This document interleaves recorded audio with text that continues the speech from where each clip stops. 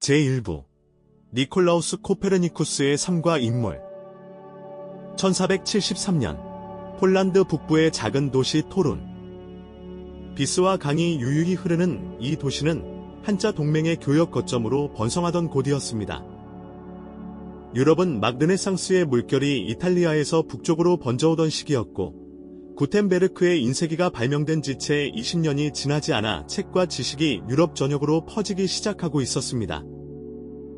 그러나 밤하늘에 대한 인류의 이해는 여전히 1000년 넘게 굳어진 낡은 세계관 안에 갇혀 있었습니다. 지구는 우주의 중심이며 하늘의 모든 별과 행성은 지구 주위를 돈다는 프톨레마이오스의 천동설이 교회의 권위와 함께 진리로 군림하고 있었습니다. 바로 이 시대에 상인이자 시의원이었던 니콜라우스 코페르니쿠스 선임의 아들로 한 아이가 태어납니다. 어린 시절의 코페르니쿠스는 유복한 환경 속에서 성장했지만 그가 10살이 되던 해에 아버지가 세상을 떠납니다. 다행히 외삼촌 루카스 바체렐로데가 조카를 거두어 교육을 책임집니다.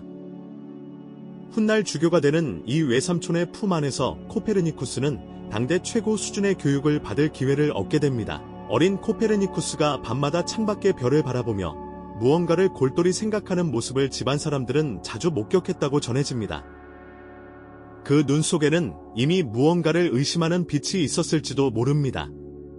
18살이 된 코페르니쿠스는 1491년 폴란드 남부의 크라쿠프 대학교에 입학합니다. 이 대학은 당시 중부 유럽에서 천문학 교육으로 손꼽히는 곳이었고, 코페르니쿠스는 이곳에서 처음으로 본격적인 천문학과 수학을 접하게 됩니다. 그러나 학문에 대한 갈증은 크라쿠프만으로 채워지지 않았습니다. 그는 이후 르네상스 학문의 심장부였던 이탈리아로 건너가 볼로냐 대학과 파도바 대학에서 교회법, 의학, 그리고 천문학을 공부합니다. 특히 볼로냐에서 만난 천문학자 도메니코, 마리아 노바라는 코페르니쿠스에게 결정적인 영향을 미칩니다.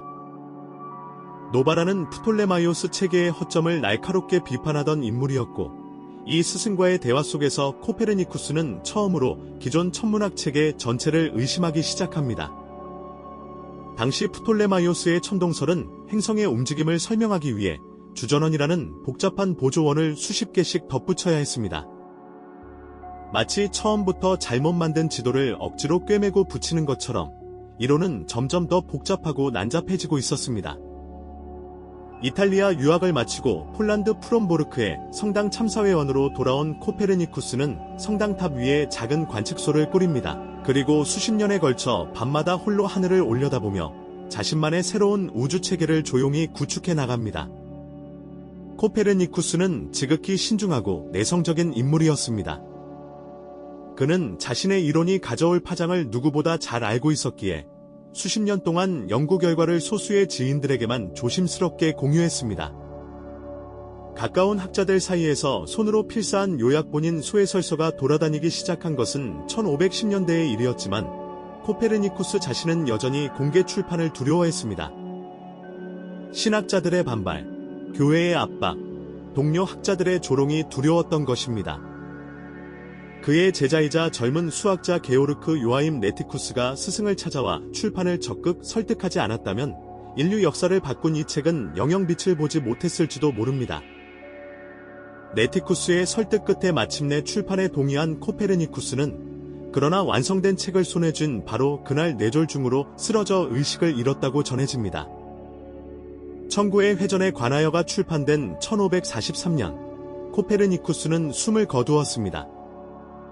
그는 자신이 일으킨 혁명이 세상을 어떻게 뒤흔들지 끝내 두 눈으로 보지 못했습니다.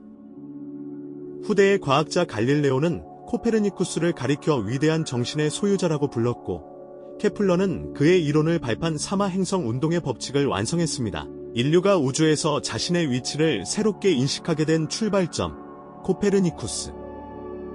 그가 고전역학과 근대 과학의 역사에 남긴 발자취는 과연 무엇이었을까요?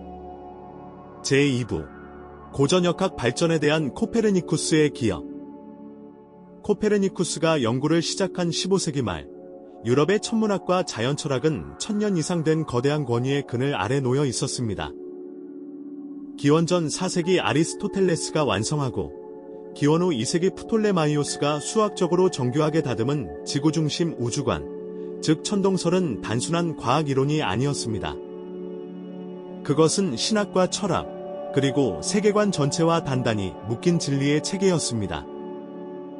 이 체계에 따르면 지구는 우주의 정지한 중심이고 달, 태양, 행성들, 그리고 고정된 별들의 천구가 차례로 지구 주위를 돌고 있었습니다. 문제는 실제 행성의 움직임이 이 단순한 그림과 맞아떨어지지 않는다는 점이었습니다. 행성들은 때로 하늘에서 거꾸로 움직이는 것처럼 보이는 역행 현상을 보였고, 이를 설명하기 위해 천문학자들은 주전원이라 불리는 작은 원 궤도를 원래 궤도 위에 덧붙이고 또 덧붙이는 방식으로 이론을 억지로 유지했습니다. 15세기가 되자 이 보조 장치들은 수십 개에 달했고 이론 전체는 숨막힐 정도로 복잡해졌습니다. 예측 오차도 줄어들지 않았습니다. 항해와 달력 계산에 쓰이는 천문 예측이 빗나가기 일쑤였고 교황청조차 달력 개혁을 위해 더 정확한 천문학이 필요하다고 촉구하던 시절이었습니다. 코페르니쿠스는 바로 이 지점, 낡은 체계가 스스로의 무게를 이기지 못하고 무너지기 직전에 그 순간에 등장합니다. 코페르니쿠스의 가장 위대한 업적은 태양 중심설, 즉 지동설의 재창입니다. 공식적으로는 1543년 출판된 저서 천구의 회전에 관하여를 통해 세상에 공표되었지만 코페르니쿠스 자신은 이미 1510년대에 작성한 소해설서에서 그 핵심 아이디어를 정리해 두었습니다. 지동설의 핵심 주장은 단순하지만 혁명적이었습니다. 우주의 중심은 지구가 아니라 태양이며 지구를 포함한 모든 행성이 태양 주위를 돌고 있다는 것입니다. 이 아이디어가 왜 그토록 혁명적이었는지를 이해하려면 당시 사람들에게 지구가 움직인다는 주장이 얼마나 비상식적으로 들렸는지를 생각해보면 됩니다. 우리가 지금 서 있는 이 땅이 엄청난 속도로 태양 주위를 달리고 있다는 것을 아무런 흔들림도 느끼지 못한 채 어떻게 믿을 수 있겠습니까? 그러나 코페르니쿠스는 바로 이 직관을 깨뜨렸습니다.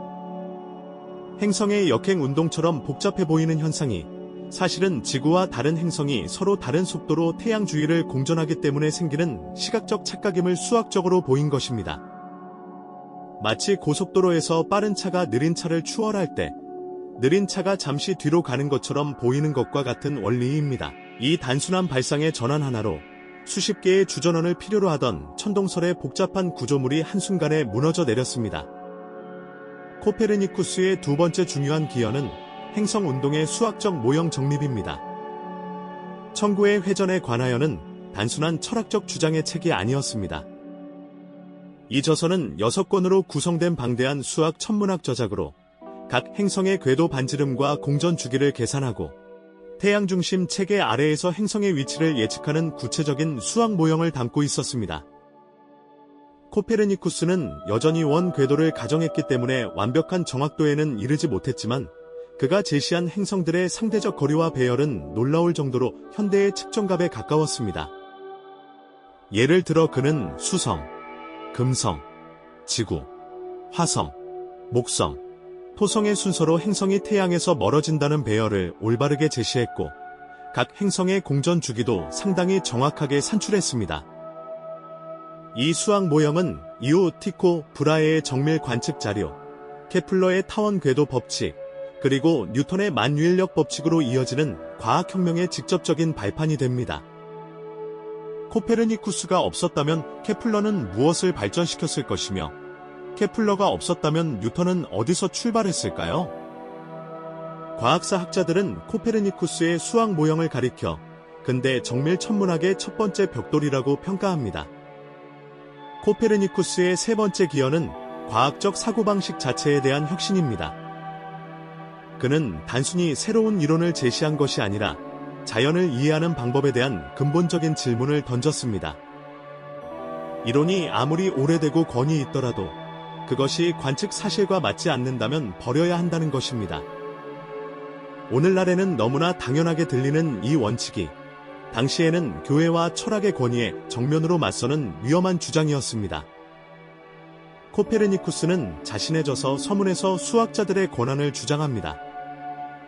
자연 현상을 설명하는 이론은 관측과 일치해야 하며 그렇지 않다면 아무리 전통적인 이론이라도 새로운 것으로 대체해야 한다고 말입니다.